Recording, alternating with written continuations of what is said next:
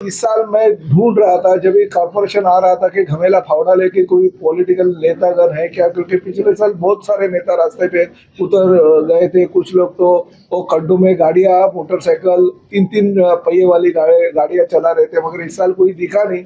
शायद मजदूरी उनको ज्यादा ही पिछले साल मिल गई रहेगी, मगर राधा विनोद शर्मा जी के कार्यकाल में शायद उनको मजदूरी नहीं मिलेगी, ऐसा उनको लगा रहेगा। 26 जुलाई से पहले अगर पूरे काम नहीं हुए तो तीव्र आंदोलन होगा और आयुक्त दालन के बाहर ही जो है वृक्षारोपण का कार्यक्रम भी होगा। ये मेरा कहना नहीं, नामदार प्रताप सरनाईक का कहना है। नमस्कार, मैं हूं केतन बारिया और आप देख रहे हैं हम तो पूछेंगे। दर्शकों, आज मैं मौजूद हूँ मीरा भाईंदर महानगर पालिका के मुख्यालय पे, जहाँ पर महाराष्ट्र के परिवहन मंत्री नामदार प्रताप सरनाईक ने जो है शहर के विकास को लेकर जो जितने भी विभाग है सभी विभागों की एक संयुक्त बैठक ली है और इस बैठक में जो है सारे अधिकारियों को एक आखिरी अल्टीमेटम दे दिया है कि अगर 26 जुलाई से पहले उन्होंने जो भी सुझाव दिए हैं और जो भी काम अधूरे पड़े हैं और वो काम 26 जुलाई से पहले पूरे नहीं हुए तो वो तीव्र आंदोलन करेंगे। और साथ ही साथ में अपने साथी मित्र पर तंज कसते हुए कई सारे प्रोजेक्ट के ऊपर जो है उन उंगलियां उठा के रखी है, जैसे कि सेवन कोडियाड़ हो या फिर आरक्षण 305 हो, ऐसे कई। और जहां पर लोगों को श्रमोन्मुख करने का उन्होंने आरोप भी लगाया कि क्लस्टर को लेकर लोगों को निश्चिंत रहना चाहिए, क्योंकि महाराष्ट्र शासन ने कोई ऐसा नियम नहीं दिया है कि आपको जबरन कोई भी क्लस्टर में लेके जाएगा। तो आइए उस बैठक से रूबरू होते हैं और जानने की कोशिश करते हैं प्रताप सरनाईक ने क्या क्या विषय लिए है और उन विषयों के बारे में उनका क्या कहना है। पालिका के कमिश्नर राधा विनोद जी के साथ एक बैठक संपन्न हुई और जो राज्य शासन के माध्यम से निधि उपलब्ध हुआ है मीरा भाईंदर महानगर पालिका को, हमारे मुख्य नेता तथा माजी मुख्यमंत्री आदरणीय एकनाथ शिंदे साहब इस राज्य का नेतृत्व जिस वक्त मुख्यमंत्री के तौर पे कर रहे थे, तभी उन्होंने 1800 करोड़ रुपए विविध विकास योजना के लिए दिया था और साथ ही में 900 करोड़ रुपए का निधि एफएमआरडी के माध्यम से रास्ते के लिए दिया था। तो उसका सभी काम कहाँ तक पहुँच गया है इसका मैंने आज जायजा लिया। उसमें बहुत सारे काम जो है आगे के 3 से 4 महीने में पूरे हो जाएंगे, ये वायदा मुझे कमिश्नर साहब ने किया और जल्दी से जल्दी वो काम पूरा हो जाएगा। साथ ही में मीरा भाईंदर महानगर पालिका को सूर्या प्रकल्प से जो पानी आने वाला है वो कितने दिन में पूरा हो जाएगा। साथ ही में जो पुरानी धोखादायक इमारतें हैं जो 84 के पहले की भी है, अगर कुछ तकलीफों की वजह से वो डेवलप नहीं हो सकते तो उसके बारे में जानकारी ली।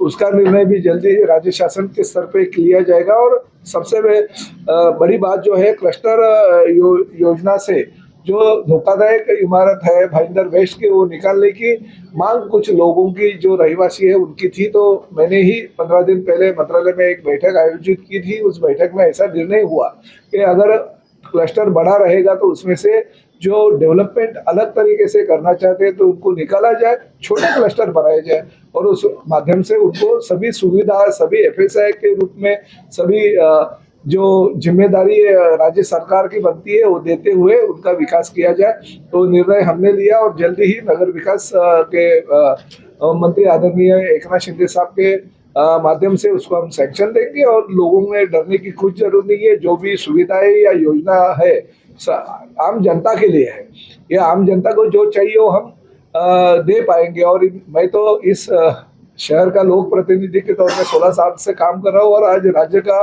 मंत्री हूँ। तो मीरा भाईंदर शहर की जनता का जो समस्या है वो मेरी समस्या समझते हुए मैं काम करूँगा और उनको क्लस्टर का जो पार्ट उनको नहीं बनना है तो उसमें से उनको बाहर निकालूंगा। और साथ में जो धोखादायक इमारत है कोई भी डरने की जरूरत नहीं, हर धोखादायक इमारत का पुनरुज्जीवन होगा, उनका पुनर्निर्माण होगा।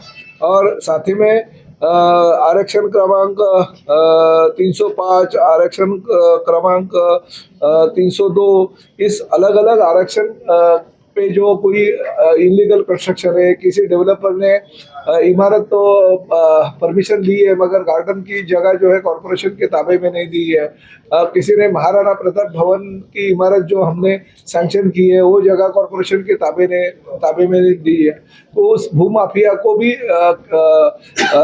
महानगर पालिका ने कार्रवाई करनी चाहिए, उनकी जो योजना चालू है उसको सीसी रद्द करनी चाहिए, ऐसे मैंने मांग की है।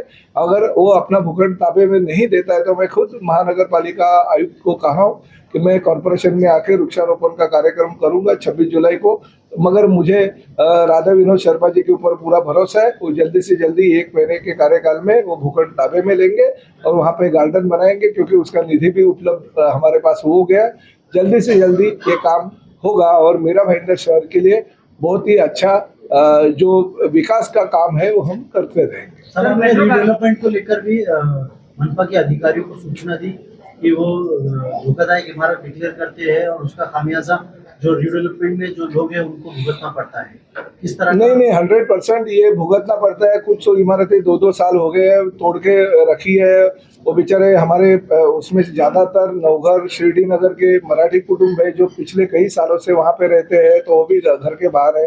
तो हर इंसान जो इस मीरा भाईंदर शहर का नागरिक है, वो चाहे मराठी हो, चाहे जैन हो, चाहे गुजराती हो, चाहे उत्तर भारतीय हो, अन्य भाषिक हो, इस देश का नागरिक है, उसके ऊपर अगर कुछ तकलीफें आती है तो तकलीफें दूर करने का काम लोक प्रतिनिधि के तौर पे हमारे है।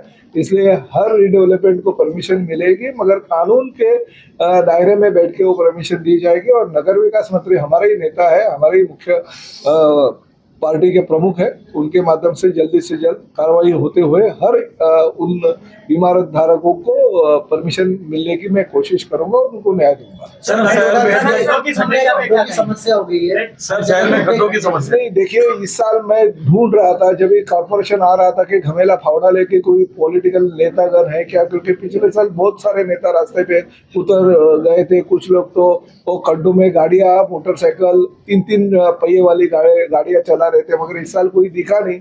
शायद मजदूरी उनको ज्यादा ही पिछले साल मिल गई रहेगी, मगर राधा विनोद शर्मा जी के कार्यकाल में शायद उनको मजदूरी नहीं मिलेगी ऐसा उनको लगा रहेगा। मगर मैंने हमारे नेशनल हाईवे अथॉरिटी के सभी अधिकारियों को, हमारे कॉर्पोरेशन के कमिश्नर को, पीडब्ल्यूडी के लोगों को तुरंत कहा है कि वो खड्डे बंद किए जाए, और साथ ही में एमएमआरडीए के लोगों को कहा कि छत्रपति शिवाजी महाराज मार्ग जो है वो खड्डा मुक्त होने के लिए एमएमआरडीए के माध्यम से उसका कंक्रीटीकरण किया जाए। सर, मेट्रो कार शेड को भी विरोध हो रहा है और उसे दूसरी जगह शिफ्ट करने की बात हो रही है। देखिए, पहले राई मुरवा मोरदा में मेट्रो कार शेड था, अभी वो मेट्रो कार शेड डोंगरे में हटाना चाहिए, ऐसी गांव वालों की मांग थी। तो राज्य शासन ने डोंगरी में वो कार शेड ले गई है, क्योंकि राज्य शासन की खुद की वो जमीन थी। मगर एक बात वहाँ पे जरूर है कि 12,400 पेड़ जो है, वो पेड़ का कत्ल वहाँ पे अगर होता रहेगा तो मैं उसके खिलाफ खुद भी हूँ। मैंने हमारे सभी लोगों को कहा है कि पेड़ का कत्ल नहीं करते हुए अगर डेवलप किया जाए जमीन तो अच्छा होगा, क्योंकि आखिर एक एक पेड़ की कीमत क्या होती है वो हम सब जानते हैं। तो निसर्ग बचाना हमारा कर्तव्य है, और निसर्ग को बचाने के लिए जो भी पर्यावरण प्रेमी हमारे पास आते हैं उनको हम न्याय देने की कोशिश करेंगे। हमारे मुख्य नेता तथा उप मुख्यमंत्री एकनाथ शिंदे जी के पास हमारे कुछ मीरा भाईंदर शहर के पर्यावरण प्रेमी गए थे, उन्होंने भी उनकी सहमति दर्शी है और हमारे एमएमआरडीए के अधिकारियों को कहा है। मगर वो पेड़ जितने भी उसमें से बचाना चाहिए, या जितने भी पेड़ों की कत्ल नहीं होनी चाहिए, ये उनकी जो मांग है, उस मांग से मैं भी उतना ही उनके साथ में हूँ। निसर्ग का बचाना हमारे लिए क्रम प्राप्त है। ठीक है।